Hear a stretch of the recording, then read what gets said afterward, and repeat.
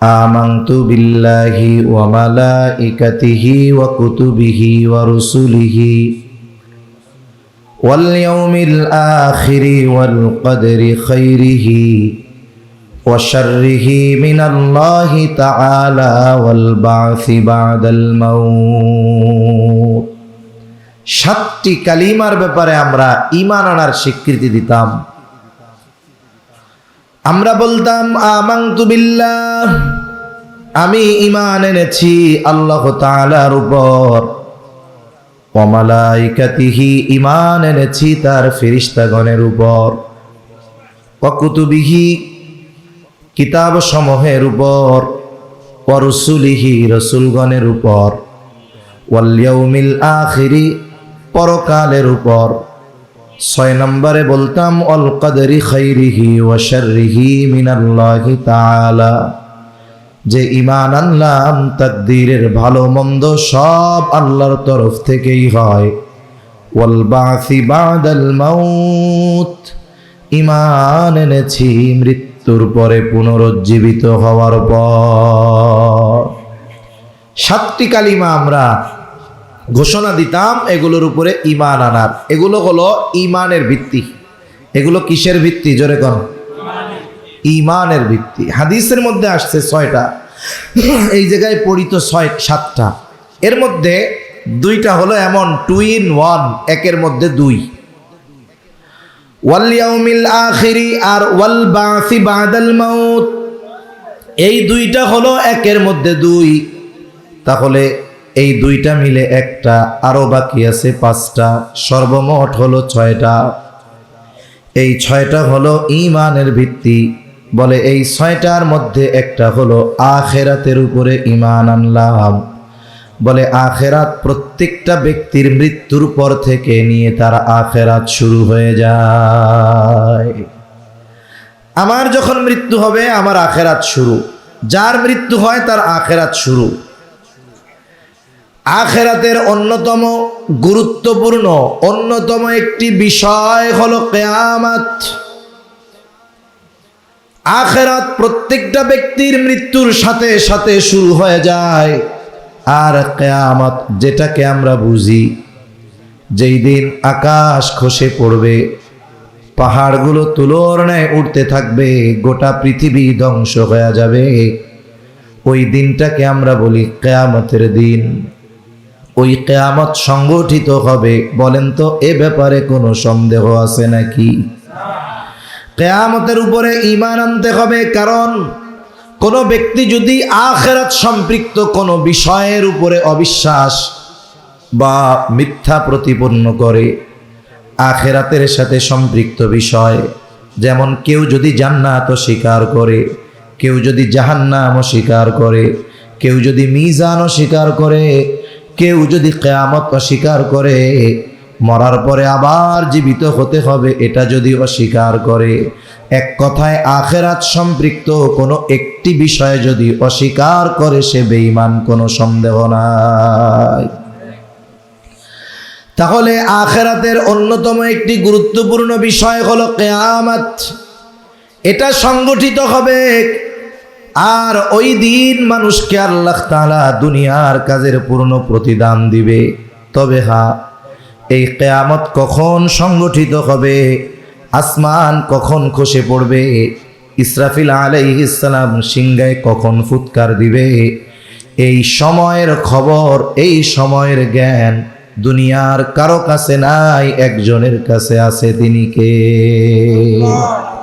আল্লাহর কাছে এই খবর আছে, ইলম আছে, আর কারো কাছে নাই। কিয়ামত কখন সংগঠিত হবে এই খবর, এই ইলম নবীজিরও নাই।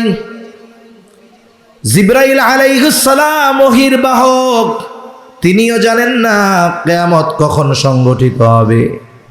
এজন্য আল্লাহ জানায় দেন, ইন্নাল্লাহা ইনদাহু ইলমুস সাআহ, আল্লাহ তাআলার কাছেই কিয়ামতের ইলম। আমাদের দেশে কিছু ভাই আছে যারা নবীজিকে মোহাব্বত করতে করতে এমন এক পর্যায়ে চলে যায় যে আল্লাহর সমকক্ষ হিসাবে দাঁড় করায় দেয়।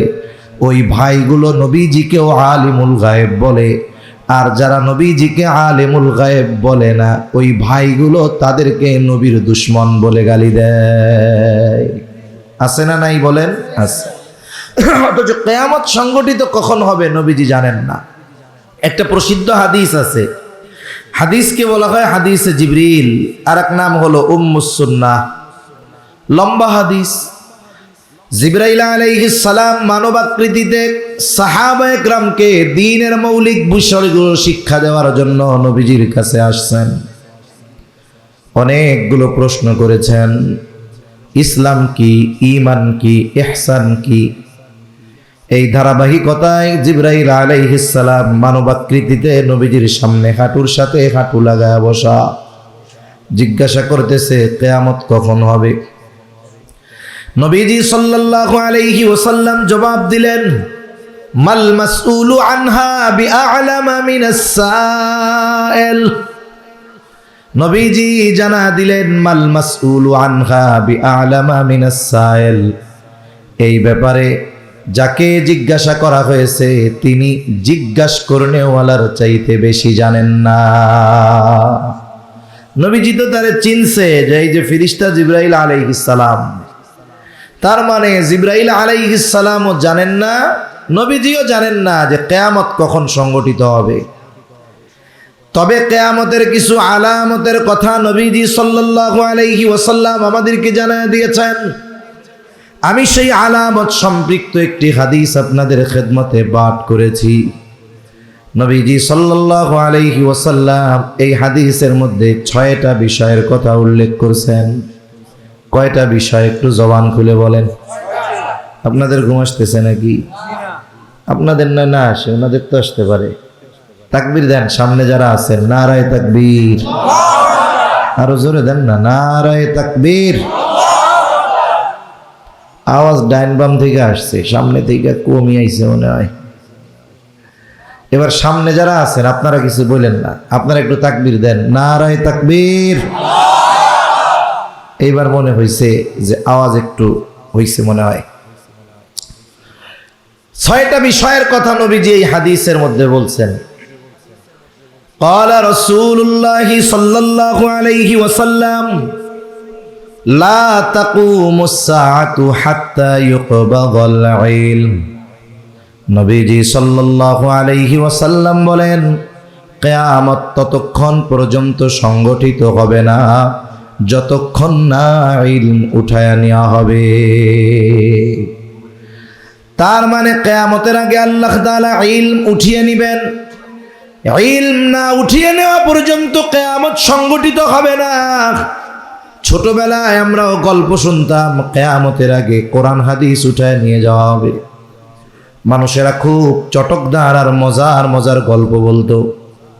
গল্পটা একটু শোনাই আপনাদের, মনে হয় অনেক ওয়াজ মাহফিলেও এমন বলতো যে কিয়ামতের আগে কোরআন হাদিস আল্লাহ উঠায় নিয়ে যাবে। কেমনে উঠাবে?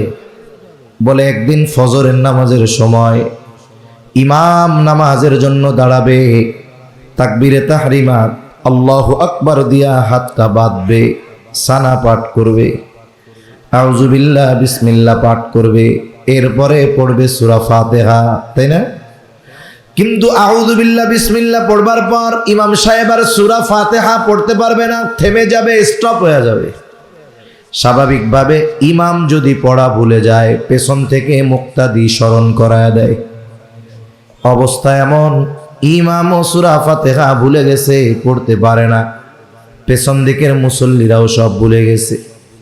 এইবার ইমাম নামাজ ছাইড়া মসজিদের তাক থেকে কোরআনটা বের করবে, বের করে কোরআনের পাতা খুলবে সূরা ফাতিহা দেখার জন্য। কিন্তু পাতা উল্টায়া দেখবে কোরআনের সব পাতাগুলো সাদা হয়ে গেছে। সব পাতা কি হয়ে গেছে? সাদা হয়ে গেছে। সব হাদিস কোরআন এগুলো সব সাদা হয়ে যাবে। এই গল্প আমরা শুনতাম। কিন্তু নবীজি সাল্লাল্লাহু আলাইহি ওয়াসাল্লাম জানায় দেন, আল্লাহ তাআলা বান্দার অন্তর থেকে একত্রে ইলম উঠায় নেন না। তাহলে আল্লাহ তাআলা কিয়ামতের আগে ইলম কেমনে উঠায় নিবে?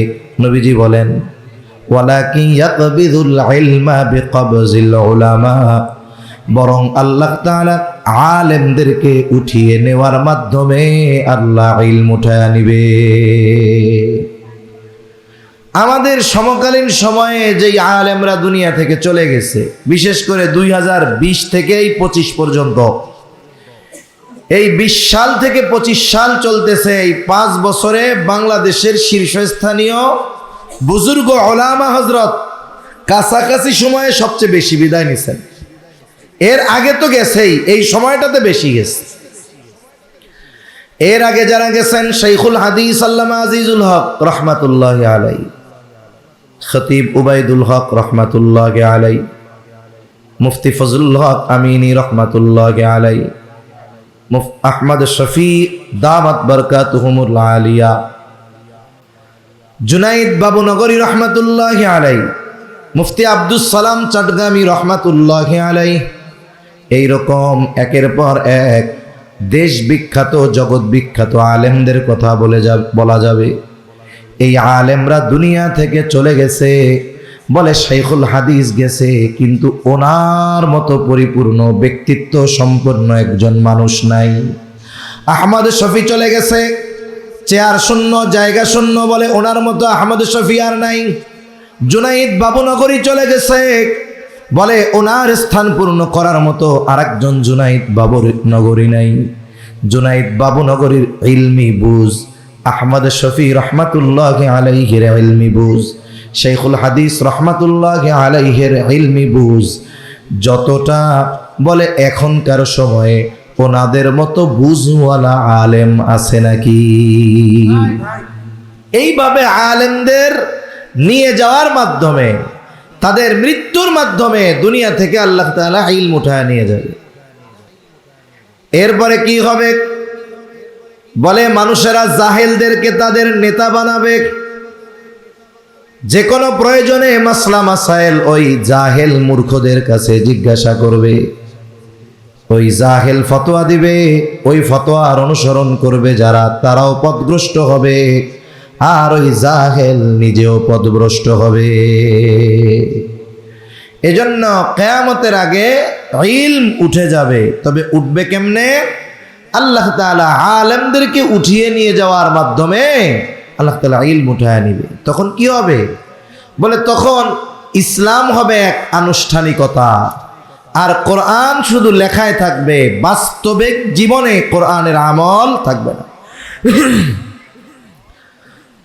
قال رسول الله صلى الله عليه وسلم يوشك أن يأتي على الناس زمان لا يبقى من الإسلام إلا اسمه ولا يبقى من القرآن إلا رسمه। অচিরেই এমন এক সময় আসবে যখন ইসলাম নামে মাত্র থাকবে, ইসলাম শুধু নামে থাকবে, নির্দিষ্ট কিছু কাজকর্মের মধ্যে ইসলাম থাকবে, বাকি কোথাও ইসলাম থাকবে না। না ইসলাম থাকবে মানুষের ব্যক্তিগত জীবনে, না পারিবারিক জীবনে, না সামাজিক জীবনে, না অর্থনৈতিক জীবনে, না রাষ্ট্রীয় জীবনে, বলে ইসলাম কোথাও থাকবে না। একেবারে যা থাকবে নামকাওয়াস্তে থাকবে। নামকাওয়াস্তে নিজেদের মুসলমান পরিচয় দিব ঠিক, কিন্তু প্রকৃত পক্ষে মুসলমানিত্ব থাকবে না। কোথায় আছে পরিপূর্ণ ইসলাম? ব্যক্তিগত জীবনেও নাই, সামাজিক জীবনেও নাই, রাজনৈতিক জীবনেও নাই। অথচ কবরে আমাদেরকে জিজ্ঞাসা করা হবে, তোমার দিন কি? জবাব কি হবে বলেন তো? যদি কবরে জিজ্ঞাসা করবে না দিন কি, ওমা দিনুক, তোমার দিন কি, জবাব কি হবে? ইসলাম। সবাই জানে। 3টা প্রশ্ন করবে, এটা মুসলিমও জানে, অমুসলিমও জানে, যে কবরে এই 3 প্রশ্ন করবে। হুজুররা ওয়াজ করে কয়, এটা আমরা শুনছি। দুনিয়ার প্রশ্নের জবাব লেখাপড়া করলে দেওয়া যায়। যেই ছাত্র লেখাপড়া করে বলে পরীক্ষার হলে প্রশ্নের জবাব দিতে পারে। আবার কত ছাত্র আছে পরীক্ষার হলে যায়, লেখাপড়া না কইরাও পাস করে না? আর একজনেরটা দেখা করে, অথবা নকল করে।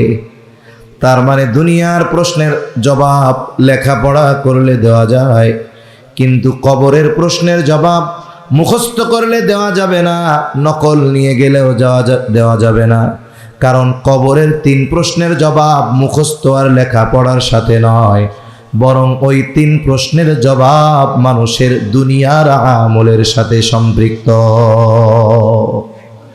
যে ব্যক্তি দুনিয়ায় ইসলাম পরিপূর্ণ মেনে চলবে, সে যদি বধিরও হয়, বধির কানে শুনে না, আপনাদের এলাকায় কি কয়? বয়রা। এ যদি বয়রাও হয়, জীবনে কোনোদিন কানে শুনে নাই যে কবরে এই 3 প্রশ্ন করা হবে, কিন্তু ইশারা ইঙ্গিত দিয়া ওরে বোঝানো হয়েছে ইসলাম মতো চলতে হবে, ও এখন ইসলাম মতো চলে, পরিপূর্ণ জীবনে চেষ্টা করে ইসলাম মেনে চলার। ও শোনেও নাই কবরে ওই প্রশ্ন করা হবে, কবরে গেছে, এইবার তারে ওই প্রশ্ন করছে, ও সুন্দর মতো জবাব দিবে, আমার দিন হলো ইসলাম।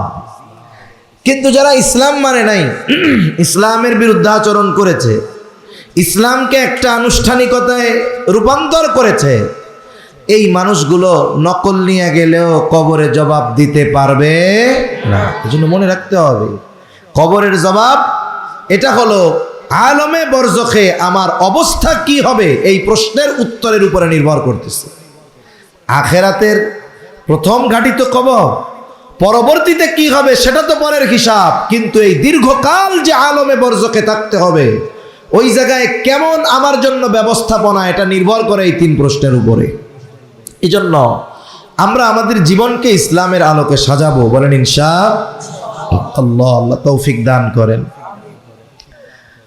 এখন ইসলাম কোথায় আছে? যেমন সামাজিকভাবে ইসলাম নাই, বিবাহের অনুষ্ঠানে ইসলাম আছে নাই, একেবারে শুরু থেকে নিয়ে শেষ পর্যন্ত সব অমুসলিমদের কালচার।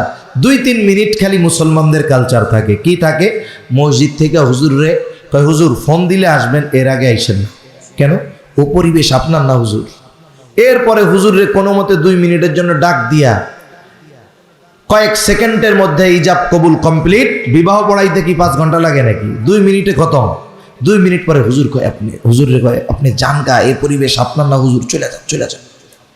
তার মানে গোটা বিবাহ অনুষ্ঠানের মধ্যে ওই 2 মিনিট আছে মোটামুটি ইসলামের আলোকে করে। ওইটাও যদি হুজুর ছাড়া চালানো যাইতো, চালানো শুরু করে দিত। তাহলে ইসলাম পরিপূর্ণভাবে আমাদের অনুসরণ করতে হবে, ব্যক্তি থেকে রাষ্ট্র পর্যন্ত সব জায়গায় ইসলাম আমাদের দরকার। ব্যক্তি জীবনের জন্য আমার দায়বদ্ধতা আছে, রাষ্ট্রীয় জীবনে ইসলাম প্রতিষ্ঠার জন্য কতটুকু প্রচেষ্টা করলাম, এটার ব্যাপারেও আল্লাহর দরবারে জবাবদিহিতার কাঠগড়ায় দাঁড়াতে হবে। ওই যে কোরআন থাকবে, শুধু লেখায় থাকবে, কোরআনগুলো তাকে থাকবে, বলে মানুষ মরে গেলে চতুর্দিকে পড়বে। তারা মনে করে কোরআন হলো তাকে তুলে রাখার জিনিস, এটা মানুষ মরলেই পড়তে হয়। কিন্তু আল্লাহ তাআলা কোরআনুল কারীমকে মুমিনদের জন্য গাইড বানায়ছেন, পথপ্রদর্শক হিসাবে আল্লাহ তাআলা দিয়েছেন। আর কোরআনুল কারীম আর সুন্নাহ হলো ঈমানদারদের মূল সংবিধান। কোরআনের তিলাওয়াত আছে সুললিত কণ্ঠে, কত পরিশ্রম করে তিলাওয়াত করে কারীরা। আল্লাহ রাসূল সাল্লাল্লাহু আলাইহি ওয়াসাল্লাম বলেন, শেষ জামানায় তীরের মতো কোরআন পড়বে। একটা অক্ষরের উচ্চারণ শুদ্ধ করার জন্য দিনের পর দিন কাটায় দিবে। আয়না দিয়া জিহ্বা দেখবে, ঠোঁট দেখবে, মুখ দেখবে, উচ্চারণ করতে গিয়ে কপাল ঘুষায় নাকি এগুলা দেখবে। কিন্তু এগুলো সব জাহান্নামী, এগুলো সব কি? ওটা শুনতে মজা লাগে, হৃদয় পর্যন্ত পৌঁছায় না, বাস্তবিক জীবনে আমল হয় না। তা কথা অন্যদিকে চলে যাচ্ছে। নবীজি সাল্লাল্লাহু আলাইহি ওয়াসাল্লাম বলেন, লা তাকুমুস সাআতু হাত্তা ইউকবাদাল ইলম। কিয়ামত ততক্ষণ পর্যন্ত সংগঠিত হবে না যতক্ষণ না আল্লাহ তাআলা ইলম উঠায় না নিবেন। তার মানে কিয়ামতের আগে ইলম উঠায় নেওয়া হবে। আর ইলম কিভাবে আল্লাহ উঠায় নিবেন? আলেমদেরকে উঠিয়ে নিয়ে যাওয়ার মাধ্যমে। এই জন্য পৃথিবীর জমিনে যত আলেম বেশি বেশি থাকবে, হক্কানি উলামা ইকরামের পদাচারণা যত বেশি থাকবে, আমাদের থেকে কিয়ামত তত দূরে থাকবে। আর এই আলেমগুলোর কারখানা হলো মাদ্রাসাগুলো। এজন্য উলামা ইকরামের প্রতি মুহাব্বতের সাথে সাথে মাদ্রাসাগুলোর প্রতি আমাদের আন্তরিক ভালোবাসা মহব্বত থাকা দরকার। 2 নাম্বার, নবীজি সাল্লাল্লাহু আলাইহি ওয়াসাল্লাম বলেন, ওয়াতাকসুরাজ জালাজিলু, কিয়ামতের আগে জালজালা বেড়ে যাবে। জালজালা তথা ভূমিকম্প, এটা জমিনের জন্য একটা স্থলের একটা মুসিবত, বিপর্যয়। যখন কোনো ধরনের মুসিবত বিপর্যয় পরিলক্ষিত হয়, শুধু জাগতিক নজরে এই মুসিবতকে দেখে না, বরং এই মুসিবতকে সে কোরআন এবং সুন্নাহর আলোকে এই মুসিবতের মূল কারণগুলো সে অনুসন্ধান করে। ভূমিকম্প কেন হয়? ভূতাত্ত্বিক যারা, এরা বলে আমরা তো পৃথিবীর উপরিভাগে বসবাস করি, পৃথিবীর উপরিভাগে আমরা বসবাস করি, পৃথিবীর ভেতর দিকে অনেক কিছু আছে, আগুন, পানি, বিভিন্ন খনি, অনেক কিছু আছে। আবার উপরিভাগে যে বসবাস করি, আরেকটা কাগজ দেন, এইরকম একটা অংশে পৃথিবীর সবাই বসবাস করে না। পৃথিবীর বিভিন্ন মহাদেশ এক একটা প্লেটের উপরে, এক একটা অংশের উপরে, এগুলো কেমন থাকে? মনে করেন এইটা হলো এশিয়া মহাদেশ, এটার উপরে আফ্রিকা মহাদেশ, এখন এটা পাশাপাশি আছে, এই জায়গায় এরকম আছে। বিজ্ঞানীরা বলেন যে এই প্লেটগুলো মানে অংশগুলো সব সময় নড়াচড়া করে। বছরে কতটুকু নড়াচড়া করে? বলে 10 থেকে 16 সেন্টিমিটার মাত্র, প্রতি বছরে এতটুকু নড়াচড়া করে। কতটুকু? অল্প একটু নড়াচড়া করে। বলে যদি গতি কোনো সময় 16 সেন্টিমিটারের একটু বেড়ে যায়, মনে করেন এখন গতিটা বাড়ছে, চলতে চলতে এবার গতি এতটুকু বাড়ছে যে সেটার গতি 20 সেন্টিমিটার পার হয়ে গেছে, তখন ভূমিকম্প আমাদের কাছে উপলব্ধি হয়। অথচ পৃথিবীতে প্রতিনিয়ত ভূমিকম্প হতে থাকে, কারণ পৃথিবীর এই টেকটোনিক প্লেটগুলো সর্বদা নড়াচড়া করে। ভূমিকম্প প্রতিনিয়ত হয়, মৃদু মাত্রার, এগুলো আমাদের অনুভব হয় না। কিন্তু যখন একটু নড়াচড়া বেশি হয়, তখন কি হয়? বেশি কাঁপে, আর তখন উঁচু উঁচু ইমারতগুলো পড়ে যায়, ভেঙে যায়। পাহাড়ের মধ্যে অনেক সময় ভূমিধস হয়। তুরস্কে ভূমিকম্প হয়েছে, হাজার হাজার মানুষ মারা গেছে। আফগানিস্তানে হয়েছে, হাজার হাজার মানুষ মারা গেছে, বড় বড় স্থাপনা ভেঙে পড়ছে। থাইল্যান্ড মায়ানমার সীমান্তে কিছুদিন আগে হয়েছে, উঁচু উঁচু বিল্ডিংগুলো এরকম বাতাসে যেমন গাছ নড়ে এরকম নড়তেছে। বিজ্ঞানীরা তো বলে টেকটোনিক প্লেট নড়াচড়া করছে বেশি, টেকটোনিক প্লেট নড়াচড়া বেশি করেছে, এই জন্য নড়ছে। কিন্তু এই যে স্থলের মুসিবত বিপর্যয় কেন হয়? আল্লাহ তাআলা বলেন, যহারাল ফাসাদু ফিল বাররি ওয়াল বাহরি বিমা কাসাবাত আইদিন নাস লিয়ুযীকাহুম বা'দাল্লাযী আমিলু লাআল্লাহুম ইয়ারজিউন। আল্লাহ রাব্বুল আলামিন বলেন, জল স্থলের যত বিপর্যয় এগুলো মানুষের হাতের কামাই। তার মানে আমাদের কর্মের কারণে জল স্থলে মুসিবত দেখা দেয়। সমুদ্রের মধ্যে জলোচ্ছ্বাস হয়, আইলা লাইলা সিডর হয়, জমিনের মধ্যে ভূমিকম্প হয়, অতিবৃষ্টি অনাবৃষ্টি এগুলো হয়। আল্লাহ তাআলা আমাদের পাপের কারণে এইগুলা দেন, তবে আমাদেরকে সমূলে শেষ করে দিতে চান না, বরং এই সামান্য বিপর্যয় দিয়ে আমাদেরকে সতর্ক করে দেন। আল্লাহ তাআলা বলেন, লিউযীকাহুম বা'দাল্লাযী আমিলু লাআল্লাহুম ইয়ারজিউন। আল্লাহ কেন দেয়? হে দুনিয়ার মানুষ, থাইল্যান্ডের ভূমিকম্প দেখে সতর্ক হয়ে যাও। কত উন্নত প্রযুক্তি, বিল্ডিংগুলো বাতাসের ন্যায় কেমন যেন নড়তেছে, সতর্ক হয়ে যাও। আল্লাহর দিকে ফিরে আসো, পাপাচারের পথ পরিহার করে দ্বীনের পথে ফিরে আসো, নেকের পথে ফিরে আসো। মূলত আল্লাহ আমাদের পাপাচার যখন একটু বেড়ে যায়, এই ধরনের মুসিবত দিয়ে, বিপর্যয় দিয়ে আল্লাহ আমাদের সতর্ক করে দেয়। তবে পাপাচারের মাত্রা এত বেশি, যদি রহমাতুল লিল আলামিনের দোয়া আমাদের ব্যাপারে না থাকতো, আমাদেরকে আল্লাহ আযাব গজব দিয়ে সমূলে শেষ করে দিতেন। কিন্তু নবীজির দোয়ার বরকতে আল্লাহ তাআলা আমাদেরকে কিছু শাস্তি আস্বাদন করান, তবে সমূলে ধ্বংস করে দেন না। তাহলে আমরা 1 নাম্বার পাইলাম, আমাদের পাপের কারণে ভূমিকম্প বাড়বে, সময়ের সাথে সাথে পাপ বাড়বে, ভূমিকম্প বাড়তে থাকবে। হাদিসের মধ্যেও নবীজি বলেন, যখন জমিনের উপরে পাপাচার বেড়ে যায়, অশ্লীলতা বেড়ে যায়, ব্যভিচার বেড়ে যায়, ওজনে কম দেওয়া বেড়ে যায়, মদ্যপান বেড়ে যায়, নাচ গান বেড়ে যায়, তখন আল্লাহ তাআলা ভূমিধস দেন, ভূমিকম্প দেন। তাহলে ভূমিকম্প কিয়ামতের আগে বাড়বে কেন? বলে বাড়ার মূল কারণ হলো আমাদের পাপাচার। তবে এই বিষয়ে খেয়াল রাখতে হবে, এই পাপাচারগুলো যেন আমাদের মাধ্যমে না হয়, অন্যরা করলে করুক, আমরা এই ভূমিকম্প হওয়ার কারণ পাপাচার, এতে আমরা লিপ্ত হব না, কোন ইনশাআল্লাহ।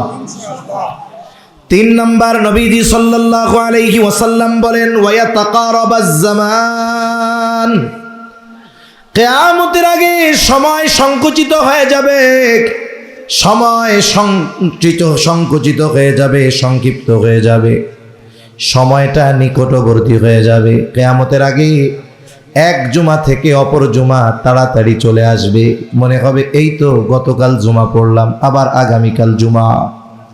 আর এক হাদিসের মধ্যে আসছে, কিয়ামতের আগে যুগ মনে হবে বছরের মতো, বছরকে মনে হবে মাসের মতো, মাসকে মনে হবে সপ্তাহের মতো, সপ্তাহকে মনে হবে দিনের মতো, দিনকে মনে হবে ঘন্টার মতো, ঘন্টাকে মনে হবে সেকেন্ডের মতো।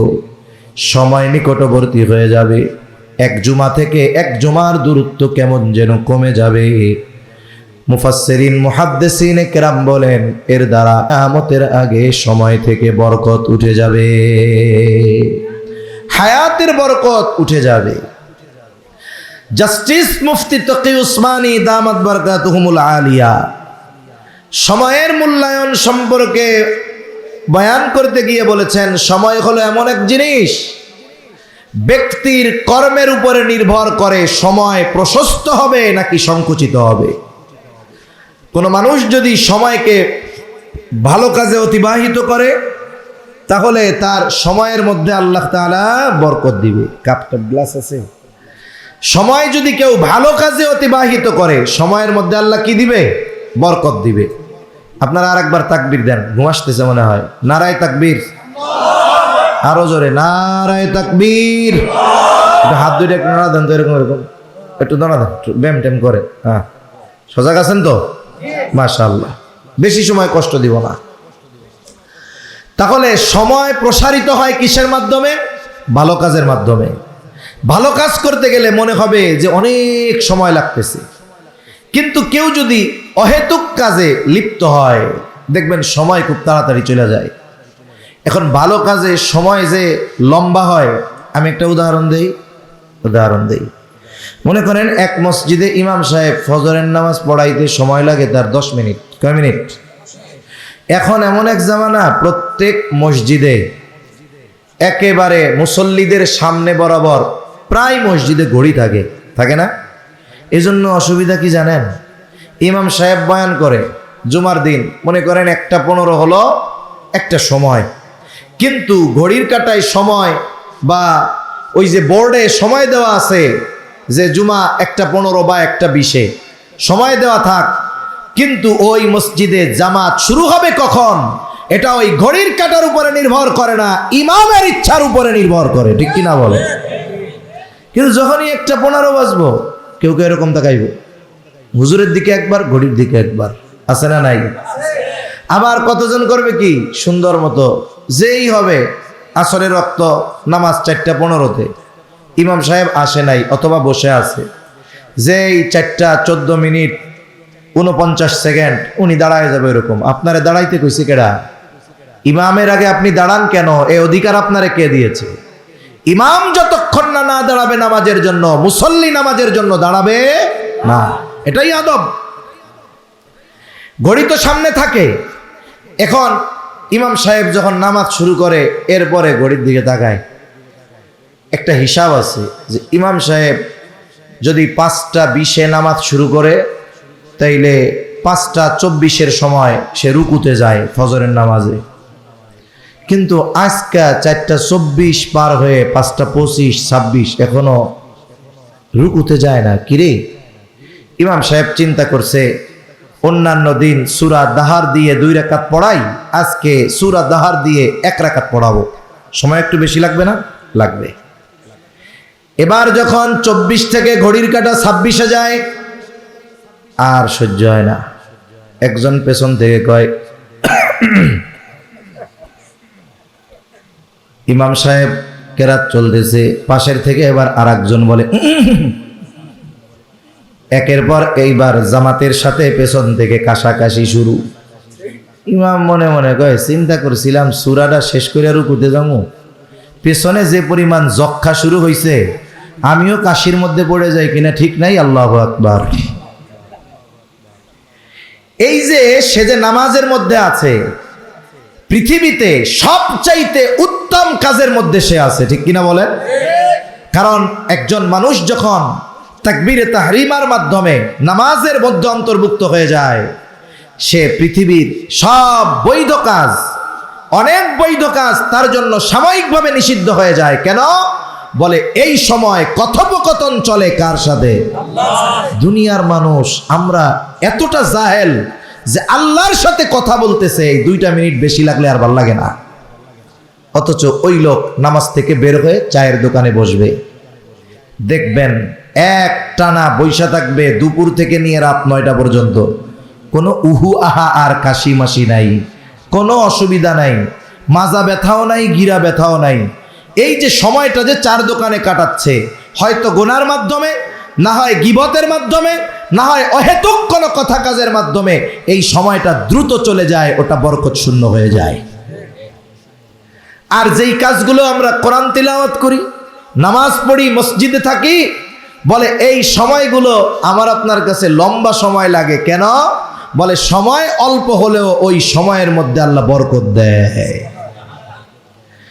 এজন্য তাকি উসমানী দামাত বারকাতুহুমুল আলিয়া বলেন, মানুষ ভালো কাজ, নেক কাজের মাধ্যমে সময়ের বরকত লাভ করে, সময়টা প্রশস্ত হয়ে যায়।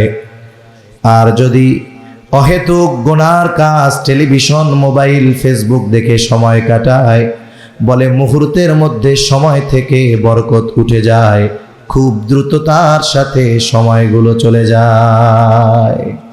অথচ এই সময় এই দুনিয়ায় দামি নেয়ামতগুলোর মধ্যে অন্যতম এক দামি নেয়ামত। সময়ের কত দাম, হায়াতের কত দাম, এটা বুঝতে পারবো যখন মারা যাব। তখন দুনিয়াতে যেই মানুষগুলো এই হায়াত তথা সময়ের কদর করে নাই, মূল্যায়ন করে নাই, এরাও মারা যাওয়ার পর সময়ের মূল্য বুঝতে পারবে। কিন্তু তখন কিছু করার আছে? জোরে বলেন, তখন কিছু করার থাকবে? থাকবে না। আল্লাহ তাআলা কোরআনুল কারীমের মধ্যে বলেন, وَأَنفِقُوا مِمَّا رَزَقْنَاكُم مِّن قَبْلِ أَن يَأْتِيَ أَحَدَكُمُ الْمَوْتُ। আল্লাহ তাআলা বলেন, তোমাদেরকে যেই রিজিক দেওয়া হয়েছে মৃত্যু আসার পূর্বে, তা থেকে তোমরা ব্যয় করো, দান সাদকা করো। যদিও এই জায়গায় শুধু একটা আমলের আদেশ, কিন্তু মুফাসসিরিনে কেরাম বলেন উদ্দেশ্য হলো মৃত্যু আসার আগে তোমরা সৎ কর্ম করো, নেক কর্ম করো, ভালো কাজ করো। যেই লোকগুলো আল্লাহ তাআলার এই প্রত্যাদেশ অনুযায়ী দুনিয়ার হায়াত অতিবাহিত করে নাই, ওই লোকটা যখন মৃত্যু হয়ে যাবে, মৃত্যুর পরে যে মাইয়াত, মুর্দা, এটা কিন্তু কথা বলে, কিন্তু আমরা শুনতে পারি না। যদি নেককার হয় তাইলে সে বলে, আমারে তাড়াতাড়ি গোসল দিয়া আমার আসল গন্তব্যে দিয়ে আসো। এখন এই যে মাইয়াত যে কথা বলে, এই কথার আওয়াজ যদি মানুষেরা শুনতে পাইতো, নবীজি বলেন তাহলে মানুষেরা ভয়ে লাশ গোসল দাফন দেওয়া বন্ধ করে দিত। ও কথা বলে, আমরা না শুনলেও শুনে কে? এখন ওই মানুষগুলো যারা দুনিয়ার হায়াতে ভালো কাজ করে নাই, দান সদকা করে নাই, চার দোকানে বৈশা আড্ডা মাইরা সময় কাটায় দিছে, ওই মানুষগুলো মরার পরে কথা বলবে। কি কথা বলবে? আল্লাহ তাআলা সেটা বলেন। কি বলবে তারা? ফায়াকুলা রাব্বি লাউলা আখখারতানি ইলা আজালিন করিব। ও তখন আকুতি মিনতির সাথে আল্লাহর কাছে বলবে, ও আমার রব, আমাকে কিছু সময়ের জন্য অবকাশ দেন, আবার একটু দুনিয়ায় যাওয়ার সুযোগ দেন। লাউলা আখরতানি ইলা আজালিন করিব, যদি আমাকে একটু সামান্য সময়ের জন্য অবকাশ দেওয়া হতো, আবার একটু যদি দুনিয়ায় যাইতে দিতেন আল্লাহ, কি করতা? বলে ফাসাদ্দাকা ওয়া আকুম মিনাস সালিহিন, আপনি আমাকে যেই সম্পদ দিয়েছিলেন তা থেকে আমি অকাতরে দান করতাম, এত বেশি নেক কর্ম করতাম যে সৎ কর্মশীলদের অন্তর্ভুক্ত হয়ে যেতাম। আফসোস করে খালি বলবে আল্লাহর কাছে, যদি একটু যাইতে দিতেন দুনিয়ায় আল্লাহ, তাইলে আমি দান সদকা করতাম, ভালো মানুষ হয়ে যাইতাম। এটা বলবে কোন সময়? কোন সময়? মরার পর। ও বুঝতে পারছে দুনিয়ার সামান্য সময়ের দাম কত, এই জন্য বলবে একটু অবকাশ যদি দিতেন তাইলে যাইয়া নেক কাজ করতাম, সৎকর্মশীলদের অন্তর্ভুক্ত হয়ে যাইতাম। আমরা যারা সময়ের ওইরকম নষ্ট করি, আমরাও মরার পরে বুঝতে পারবো। কিন্তু যতই আবেগ নিয়ে আল্লাহর কাছে কই, এক সেকেন্ডের জন্য আল্লাহ আবার দুনিয়ায় আসতে দিবে?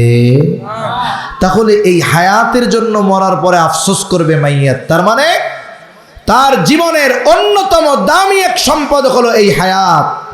এটাকে যদি আমরা পাপের কাজের মাধ্যমে, অহেতুক মজলিসের মাধ্যমে বরকত শূন্য করে ফেলি, এটা আমাদের জন্য বড় দুর্ভাগ্যের বিষয়। এজন্য সময়গুলো নেক কাজে অতিবাহিত করব।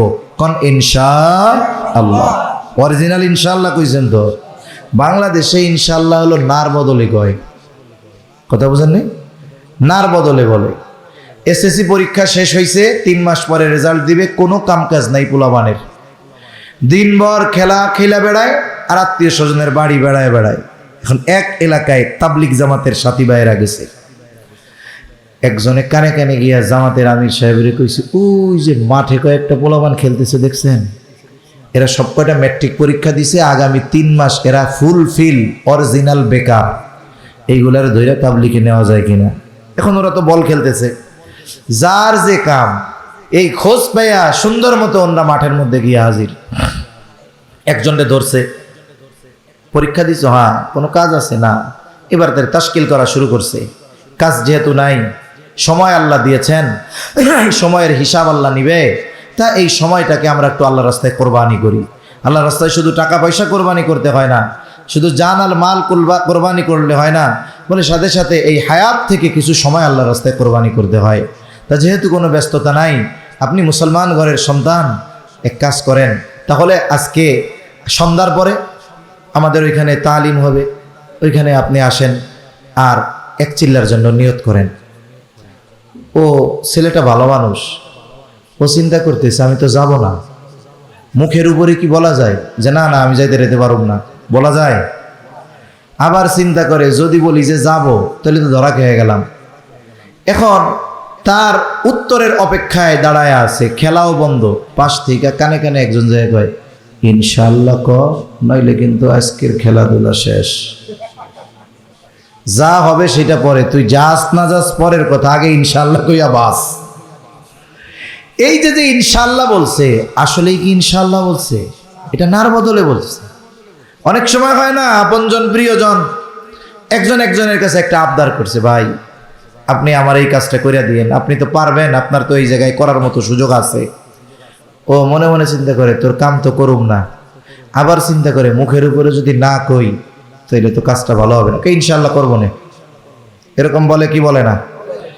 এই যে দেখেন, এত গুরুত্বপূর্ণ একটি শব্দ, এত গুরুত্বপূর্ণ একটি বাক্য, এটাকে আমরা ব্যবহার করে এটার ওজন আমরা কমায় ফেলতেছি। এজন্য অনেক সময় আমরা যদি কোনো কাউরে বলি, একেবারে দিল থেকেই বলি ইনশাআল্লাহ, কয় হুজুর সত্যি করে কন, হুজুর সত্যি করে কন, ইনশাআল্লাহ কয়েন না, সত্য করে কন। হায় হায় হায়, ইনশাআল্লাহ এর চাইতে ভবিষ্যতের বিষয়ে প্রতিশ্রুতি দেওয়ার শক্তিশালী বাক্য আর দুনিয়ায় নাই। নবীজিকে আল্লাহ তাআলা ইনশাআল্লাহ না বলার কারণে ওহী কিছুদিন আল্লাহ তাআলা বিলম্বে পাঠাইছেন, মূলত উম্মতকে শিক্ষা দেওয়া উদ্দেশ্য। কিন্তু কারণ হিসাবে আল্লাহ কি দেখাইছেন, যে ইনশাআল্লাহ না বলার কারণে ওই যে কাফেররা ইহুদিদের কাছ থেকে 3 প্রশ্ন শিখে আসছে, নবীজির কাছে জবাব চাইছে। নবীজি কোথার থেকে জবাব দিবেন? ওহী আসলে জবাব দিবেন। উনি বলছেন ঠিক আছে কালকে। ইনশাআল্লাহ বলেন নাই, এতে গোনা হয় নাই, সগীরা গোনাও হয় নাই, এটাও চিন্তা করার সুযোগ নাই। কিছু ভাই তো আছে নবীদের ত্রুটি বিচ্যুতি হয়েছে এ কথাও বলে, সাহাবা একরামকে তারা সত্যের মাপকাঠি মানতে নারাজ, তারা এ কথা একেবারে স্পষ্টভাবে বলতে দ্বিধাদ্বন্দ্বের মধ্যে পড়ে না, তারা এ কথা স্পষ্ট বলে যে নবীদের সগীরা গুনাহ হয়েছে, নাউজুবিল্লাহ কয় না। এটা না বলার কারণে সগীরা গুনাহ হয় নাই, তবে ওহী বিলম্বে পাঠিয়েছেন কেন? ইনশাআল্লাহর গুরুত্বটা বোঝানোর জন্য।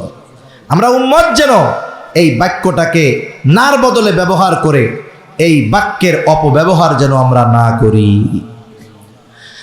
তাহলে এক নাম্বার, আল্লাহর নবী বলেন লা তাকুমুস সাআতু হাত্তা ইউকবাদাল ইলম, কিয়ামত ততক্ষণ পর্যন্ত সংগঠিত হবে না যতক্ষণ না ইলম উঠায় নেওয়া হবে। ইলম আল্লাহ কিভাবে উঠায় নেবেন? আলেমদেরকে উঠিয়ে নেওয়ার মাধ্যমে। 2 নাম্বার, কিয়ামতের আগে জলজলা ভূমিকম্প বেড়ে যাবে। ভূমিকম্প বাড়ার কারণ কি? বলে পাপাচার বেড়ে যাবে। 3 নাম্বার, সময় বরকত শূন্য হয়ে যাবে, সময় নিকটবর্তী হয়ে যাবে। কেন? বলে সময়ের অপব্যবহার করার কারণে। 4 নাম্বার, নবীজি সাল্লাল্লাহু আলাইহি ওয়াসাল্লাম বলেন ওয়াতাযহারাল ফিতান, এখানে ফিতান ফিতনা দ্বারা উদ্দেশ্য হলো কিয়ামতের আগে সবচেয়ে বড় ফিতনা যেটা, সেটা হলো দাজ্জালের ফিতনা। তবে দাজ্জালের আগমনের পূর্বে একের পর এক ছোট বড় ফিতনা আসতে থাকবে। এই যে কাদিয়ানি মতবাদ, এটা একটা ফিতনা, উম্মতের ঈমান বিধ্বংসী ফিতনা। বলে এই যে কাদিয়ানিরা খতমে নবুয়তকে অস্বীকার করে, তারা আমার আপনার নবীকে শেষ নবী মানে না, গোলাম আহমদকে নবী হিসাবে তারা স্বীকৃতি দেয়, সামনাসামনি না বললেও ঘুরায়া ফিরায়া বলে। মানুষ যখন বুঝা গেছে সাধারণ মানুষের সামনে বারবার বলা হচ্ছে, তখন বলে সায়াদ নবী, জিল্লি নবী, বলে অ্যাসিস্ট্যান্ট নবী, নাউজুবিল্লাহ গণ। এই ধরনের বিভিন্ন কথা তারা বলে খতমে নবুয়তকে অস্বীকার করে। এটা বড় এক ফিতনা। আপনাদের এক দাওয়াত দেই, আগামী 15ই নভেম্বর খতমে নবুয়ত সংরক্ষণের এই ঈমানি দায়িত্ব নিয়ে মধুপুরের পীর সাহেব আব্দুল হালিম সাহেব হুজুর সারা দেশের নবী প্রেমিকদের আহ্বান করেছেন সোহরাওয়ার্দী উদ্যানে। জাতীয় আন্তর্জাতিক পর্যায়ের বিজ্ঞ উলামা একরাম ওইখানে আসবেন, আমাদেরকে খতমে নবুয়ত সম্পর্কে দিক নির্দেশনা দিবেন। সাথে সাথে আমাদের উপস্থিতি, আওয়াজ, গণজামায়াত কাদিয়ানীদের কাফের ঘোষণার দাবি যত বেশি নবীর মুহাব্বতে উপস্থিত হবে, আওয়াজ যত বুলন্দ হবে, রাষ্ট্রের দায়িত্বে যারা আছে তারা হয়তো আমাদের এই দাবি মেনে নিতে বাধ্য হবে। ঠিক কিনা বলেন? এই জন্য আপনাদের দাওয়াত, ঈমানের দাবি, নবীর মুহাব্বতে আমরা যদি একটু হাজিরা দেই, আর এটা যদি আল্লাহর জন্য হয়, নবীর মুহাব্বতে হয়, আল্লাহ চাইলে এতটুকু যাওয়া কিয়ামতে আমার আপনার নাজাতের কারণ হতে পারে। কিয়ামতের আগে সবচাইতে বড় ফিতনা হলো দাজ্জালের ফিতনা। নবীজি সাল্লাল্লাহু আলাইহি ওয়াসাল্লাম উম্মতকে ফিতনা থেকে বাঁচার আমল শিখিয়ে দিয়েছেন। নবীজি জানায় দেন, জুমার দিন যারা সূরা কাহাফের আমল করবে, তিলাওয়াত করবে, আল্লাহ তাআলা তাদেরকে দাজ্জালের ফিতনা থেকে হেফাজত করবে। পুরা সূরা কাহাফ পড়া কষ্ট, মুখস্থ নাই, কমপক্ষে 10 আয়াত। প্রথম 10টা আয়াত আমি আমার জীবনে বেঁচে থাকার জন্য অক্সিজেনের যেমন প্রয়োজন, 5 মিনিট অক্সিজেন যদি না পাই মারা যাওয়া লাগবে। বেঁচে থাকার জন্য শ্বাস প্রশ্বাস যেমন জরুরি, সূরা কাহাফের আমল আমরা আমাদের জীবনের জন্য ওই রকম জরুরি বানায় নিব। প্রয়োজনে জুমার দিন পড়তে পারেন না, মুখস্থ নাই, চালু নাই, আপনি আপনার ইমাম সাহেবরে কন যে হুজুর জুমার পরে অথবা জুমার আগে আপনি আমাদেরকে এই সূরাটা তিলাওয়াত করে শোনান, আমরা শুনে শুনে বা দেখে দেখে এটাকে শুদ্ধ করি আর এটাই পড়ায় অভ্যস্ত হই, বারবার শুনতে শুনতে এটা চালু হয়ে যাবে, মুখস্থ হয়ে যাবে। এ আমল আমরা করবো তো ইনশাআল্লাহ। বুজুর্গানে দিন বলেন, যেই আমল দাজ্জালের মতো মহা ফিতনা থেকে উম্মতকে হেফাজত করতে পারে, বলে সেই আমল আশা করা যায় দাজ্জাল আগমনের আগে যত ধরনের ফিতনার আগমন ঘটবে উম্মতকে সব ধরনের ফিতনা থেকে হেফাজত করবে। 5 নম্বর, নবীজি সাল্লাল্লাহু আলাইহি ওয়াসাল্লাম বলেন ওয়াতাকসুরাল হারাজ, কিয়ামতের আগে হত্যাকাণ্ড বেড়ে যাবে। সাহাবায়ে কেরাম নবীজি সাল্লাল্লাহু আলাইহি ওয়াসাল্লামকে বলল, ইয়া রাসূলুল্লাহ, আমরা তো প্রতি বছর হাজার হাজার মুশরিকদের হত্যা করি যুদ্ধের ময়দানে, এটা কি হারাজ? নবীজি বলেন, না, ওয়াহুয়াল কাতলুল কাতাল, এটা হলো পারস্পরিক হত্যাকাণ্ড। তার মানে এই হত্যাকাণ্ড মুমিন আর মুশরিকদের মধ্যে সংগঠিত হবে না, বরং এই হত্যাকাণ্ড মুমিনদের পরস্পরের মধ্যে সংগঠিত হবে। নবীজি বলেন, এক প্রতিবেশী অপর প্রতিবেশীকে হত্যা করবে, চাচা ভাতিজাকে, ভাতিজা চাচাকে হত্যা করবে, ভাই ভাইকে হত্যা করবে, এক মুমিন অপর মুমিনকে হত্যা করবে।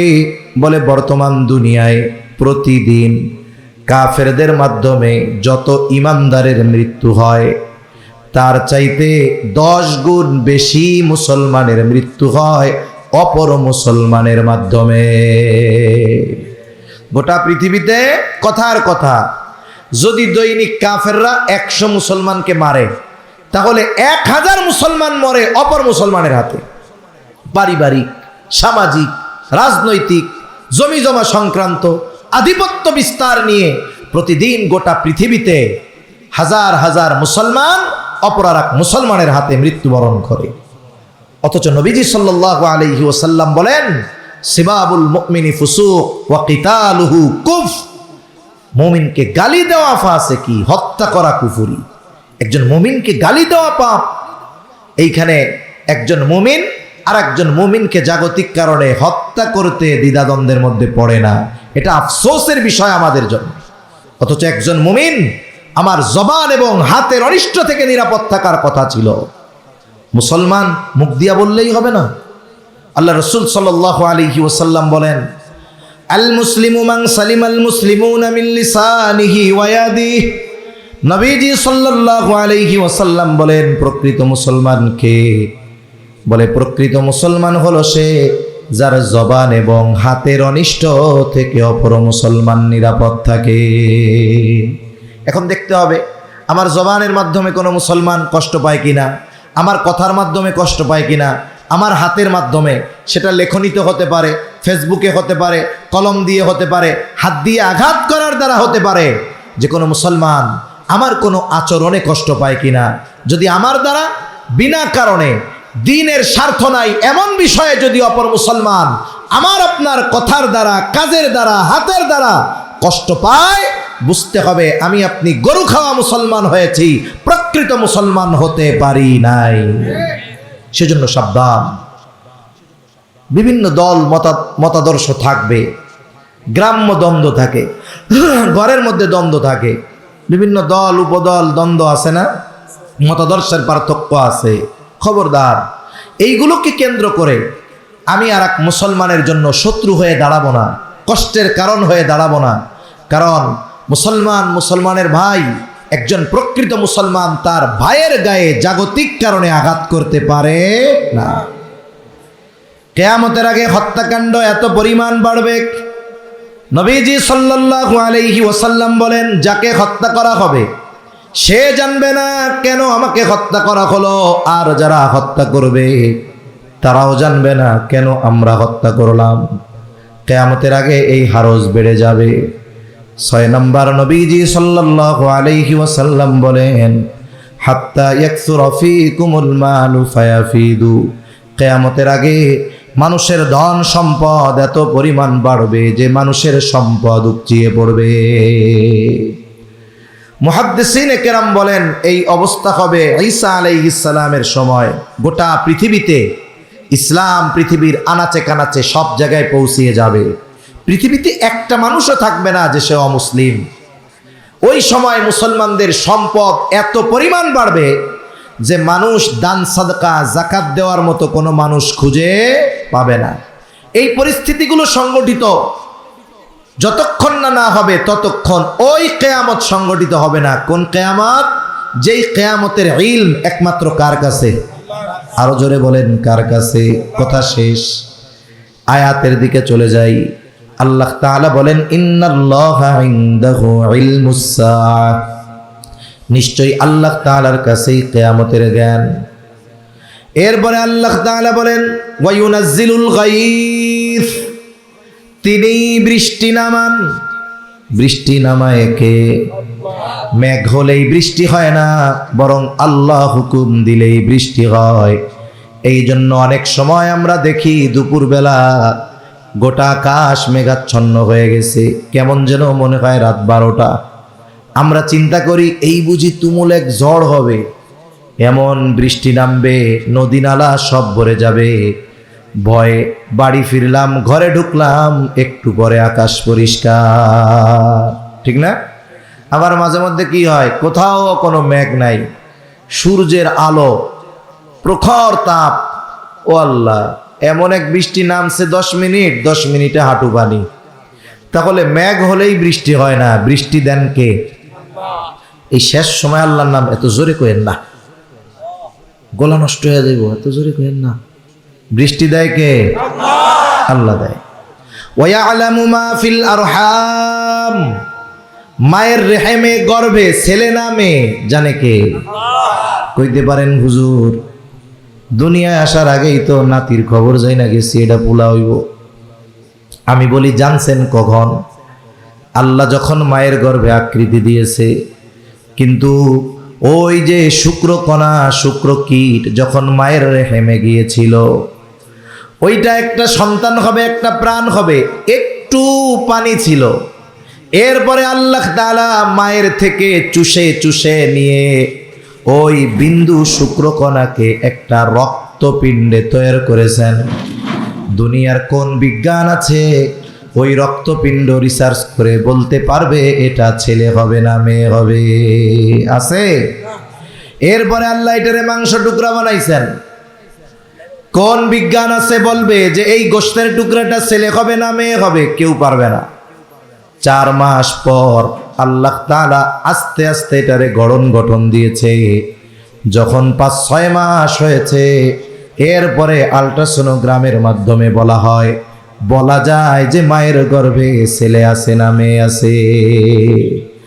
এছাড়াও মায়ের গর্ভে যেই সন্তান, এর ভাগ্যে কি আছে, হায়াত কতদিন, দুনিয়ার কেউ জানে? একমাত্র জানে কে? আল্লাহ জানে। এরপরে আল্লাহ তাআলা বলেন, ওমা তাদেরি নাফসুম মাযা তাকসিবু গাদা, কেউ জানে না আগামীকাল সে কি উপার্জন করবে। হতে পারে আজকে যে ফকির, কালকে সে ধনী, এখন যে ধনী, আগামীকাল সে ফকির। ওই যে কবিতায় বলে, নদীর পাড় ভাঙে ও পাড় গড়ে, এই তো নদীর খেলা, সকাল বেলার ধনীর তুই ফকির সন্ধ্যাবেলা। এজন্য মানুষ তার অবস্থার উপরে কখন কে দরিদ্র আছে ওর চিন্তা করার দরকার নাই যে হায় হায় কি হইব। হতে পারে আগামী দিন সকালবেলা সে কোটিপতি হয়ে যাবে। আর আজকে যে কোটিপতি আছে, অহংকার করার সুযোগ নাই। ক্ষমতার চেয়ারে আছে, অহংকার করার সুযোগ নাই। আগামীকাল হতে পারে রান্না করা প্লেটে খাবার তৈরি করা টেবিলে না খেয়ে পালানো লাগতে পারে। এই জন্য তৈরি থাকতে হবে।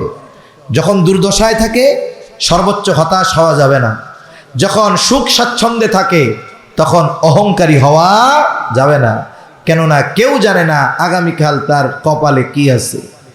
এরপরে আল্লাহ তাআলা বলেন, ওমা তাদরি নাফসুম বিআই আরদিন তামুত, কেউ জানে না কোন জমিনে তার মৃত্যু আছে। যখন কোথাও কারো মৃত্যু লেখা থাকে, হাদিসের মধ্যে আসছে আল্লাহ তাআলা ওই ব্যক্তির প্রয়োজন সৃষ্টি করে তাকে ওই জায়গায় নিয়ে যায়। এই 5টি বিষয়কে বলা হয় গায়েবের চাবিসমূহ। এই 5টি বিষয়ের ইলম একমাত্র যার কাছে, তিনি কে? আল্লাহ তাআলার কাছে। আল্লাহ তার কাছেই এই ইলমগুলো। এজন্য আমরা এই পরকালের ব্যাপারে, কিয়ামতের ব্যাপারে, এই বিষয়গুলোর ব্যাপারে দৃঢ় বিশ্বাসী হব। কেন? বলে কিয়ামতের ব্যাপারে যার যত বিশ্বাস গভীর, দুনিয়ার আমল কর্ম তার তত সুন্দর। আল্লাহ সুবহানাহু ওয়া তাআলা আমাদের সবাইকে কথাগুলো বুঝবার তৌফিক দান করেন। সকলে জবান খুলে বলি আমিন। ওয়া আখিরু দাওয়ানা আনিল হামদুলিল্লাহি রাব্বিল আলামিন।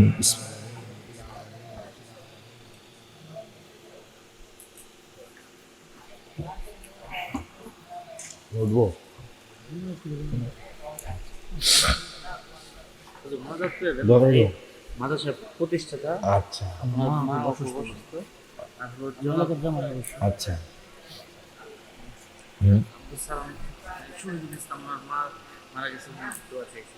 আচ্ছা, আমরা সবাই সবার জন্য দোয়া করব। অনেকে দোয়া চেয়েছে, বিশেষ করে অত্র মাদ্রাসার প্রতিষ্ঠাতা ভাইজানের মা অসুস্থ, দোয়া চেয়েছেন।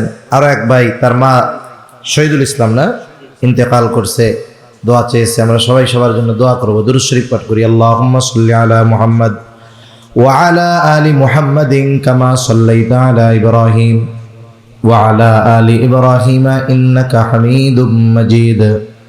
আল্লাহুম্মা বারিক আলা মুহাম্মাদিন ওয়া আলা আলি মুহাম্মদ কামা বারাকতা আলা ইব্রাহিম ওয়া আলা আলি ইব্রাহিম ইন্নাকা হামিদুম মাজিদ। আলহামদুলিল্লাহি রাব্বিল আলামিন ওয়াল আকিবাতু লিল মুত্তাকিন والصلاة والسلام على خير خلقه محمد وعلى آله وأصحابه أجمعين. ربنا ظلمنا أنفسنا وإن لم تغفر لنا وترحمنا لنكونن من الخاسرين. ربنا آتنا في الدنيا حسنة وفي الآخرة حسنة وقنا عذاب النار. ربنا لا تزغ قلوبنا بعد إذ هديتنا وهب لنا من لدنك رحمة إنك أنت الوهاب. وأفوض أمري إلى الله إن الله بصير بالعباد. حسبنا الله ونعم الوكيل نعم المولى ونعم النصير. اللهم حاسبنا حسابا يسيرا اللهم حاسبنا حسابا يسيرا اللهم إنك عفو كريم تحب العفو فاعف عنا. রব্বুল আলামিন, দীর্ঘ রাত পর্যন্ত দিনই আলোচনা করার পরে গুনাহ মাখা হাত আমরা তুলে ধরেছি। আয় আল্লাহ, রাত যত গভীর হয় দুনিয়ার মানুষের দরজাগুলো বন্ধ হয়ে যায়, আর রাত যত গভীর হয় আপনার রহমতের দুয়ার তত উন্মোচিত হয়। আয় আল্লাহ, আমরা গুনাহগার, আপনি গফফার। আমরা গুনাহ করতে ভালোবাসি মালিক, আপনি ক্ষমা করতে ভালোবাসেন। আপনি আপনার গফুর, গফফার, রহিম, রহমান নামের ওসিলায় যে যেখান থেকে হাত উঁচু করেছে আল্লাহ, আমাদের বিগত জীবনের সব ধরনের গুনাহগুলো মাফ করে দেন। আমাদের আত্মীয় স্বজন যে যেখানে আছে মাফ করে দেন। যারা দুনিয়া ছেড়ে চলে গেছে মাফ করে কবরগুলো জান্নাতের টুকরো বানায়া দেন। আল্লাহ, যারা অসুস্থ আছে সুস্থতা দান করেন আল্লাহ রব্বুল আলামিন। খাস করে আজকের মাহফিল কবুল করে নেন। ওলামায়ে কেরাম যে যতটুকু আলোচনা করেছে আর যে যতটুকু শ্রবণ করেছে, হায় আল্লাহ, প্রয়োজনীয় কথাগুলো স্মরণ রেখে আমলের কথাগুলো আমলে পরিণত করার তৌফিক দেন রব্বুল আলামিন। খাস করে এই মাদ্রাসা আপনি কবুল করে নেন, প্রতিষ্ঠাতাকে কবুল করে নেন।